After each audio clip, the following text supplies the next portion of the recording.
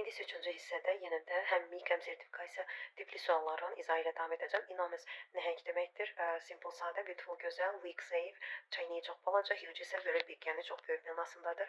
37-ci testə diqqət edirik. This ümumiyyətlə cəm əvəzlikdir. Özündən sonra cəmsim olar. Child, child's, ümumiyyətlə bunlar həm təkdir, həm də cəmlənməsi doğru deyil. Çünki onlar kökdən dəyişir, esi ilə cəmlənmirlər. İki variant arasında qaldıqda cümləyə fikir verin. Nöqtədən sonra isim varsa, artıq orada gəlik haldır. Adlı qaldadır. Doğru isimimiz C-dir. These children's books are on the table. Bu uşaqların kitabları masanın üzərindədir. 36 nömrəli testə baxırıq. Hardly-ni görəndən sonra biz həmişə had istifadə edirik. Have də ola bilər, amma burada zaman uzlaşması var. Ona görə keçmişdə had olmalıdır. Eyni zamanda hardly-dən sonra şəxs istifadə edə bilmirik. Uzlaşmaya görə də have yox, had seçirik. Doğrumuz elə A variantıdır. 35 nömrəli testdə I couldn't call you, sənə zəng edə bilmədim. Nəticə idi bu. Səbəbi isə my phone was dead, çünki telefonum sönmüşdü. O zaman so özündən əvvəl deməli səbəb, sonra nəticə alır. Burada isə birinci nəticədir. Yet bitmiş zaman have üçün və yaxud da adverb üçün sonunda olur. İnkarda burada isə feilimiz sadə keçmişdədir. While və yaxud da keçmiş, üzr istəyirəm, keçmiş davam edici zamanın was və ing olanda istifadə olunur. Burada isə sadə keçmişdir. Burada ziddiyyət yoxdur. Ona görə doğru A-dır. Because özündən sonra səbəb əvvəl nəticəni qəbul edər. Ona görə A variantı doğrudur. 34 nömrəli testə baxırıq, söz önləridir. Birinci burada to be interested in ifadəsini görürük. Özündən sonra inalar, biz olan variantlarımız at olanlar yanlışdır. İkinci tərəfdə to be good, məharəti olmaq ifadəsi özündən sonra at alar. Üçüncü tərəfdə isə the age of ifadəsi hər hansı bir yaşda, məsələn 5 yaşda, 10 yaşda ingilislər at the age of ifadəsini istifadə edir. Ona görə doğrudur D variantı. 33 nömrəli testdə idiomların mənasını seçməliyik. Cost, noun and like. Bu isə ingilis dilində it's to be very expensive. Çox baha olmaq deməkdir.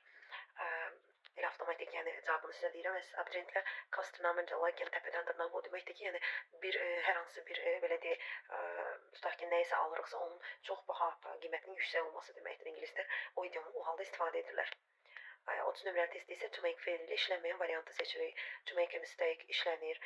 To make an effort, cəhd etmək işlənir. To make a speech, nəsə bir çıxış etmək, to make a decision, qərar vermək. Amma to make a nap demirik. İngilislər bunu take feilindən istifadə edir. Take a nap, mürgüləmək, qısa müddətli yuxu mənasındadır. 29 nömrəli testə baxırıq. Does she like coffee? O kofe xoşlayır. O zaman cavabı doğru seçməliyik. Əgər biz sualı dazdan vermişiksə, köməkçi feilimiz dazdısa, do-dan istifadə etmirik. Əgər sualda köməkçi feil varsa, cavab verərkən yes, no-dan sonra mübtədə, sonra köməkçi feil, əsas feil olmamalıdır. Ona görə əsas feil olan variantlar yanlışdır. Doğrumuz elə A-dır. Yes, she does. Bəli. 28 nömrəli testdə isə yerik və işarə əvəzliyinin doğru seçimi tələb olunur. O zaman diqqət edirik. İlk fəndimiz birinci işarə əvəzliyinin kəmiyyətinə fikir verin. Cəmdədir. Cəmdirsə, ondan sonra da isim gəlibsə, bilin ki, orada adlı qalı yox. İsim varsa hallama baş verməlidir. Yerik adlı qalı olan isimləri ataraq.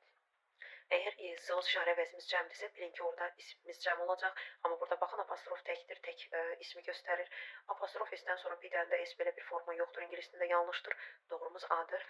Cəm isimdir, həm də cəmin yerik hallanması baş vermişdir. Those girls' shoes are in a closet. Bu qızların ayaqqabısı, yəni qarderobdadır. 26 nömrəli testə diqqət edin. The manager had the documents before the meeting. Və burada manager görüşdən əvvəl dokumentləri hazırlamışdı, yəni hazırlatmışdı. Və burada had görürüksə, əziz abituriyentlər, bilin ki, artıq özü yox, kiməsə hazırlatmışdı. Burada artıq icbar növdür. İcbar növ have, has, had, got, get feillərinin sonra ortada obyekt və sonra V3 forması ilə istifadə olunur və avtomatik düsturumuz da budur. The manager had documents prepared. Dokumentləri hazırlatmışdı icbar növdə. 25 nömrəli testdə isə idiomun bizdə mənasını istəyir. Piece of cake, bu nədir? Bir dilim tort idiomu. Yəni bir şeyin çox asan olmasını bizə göstərir. Ona görə də something very easy, yəni çox asan mənasındadır. Danışıqda ingilislər onu bu şəkildə istifadə edir.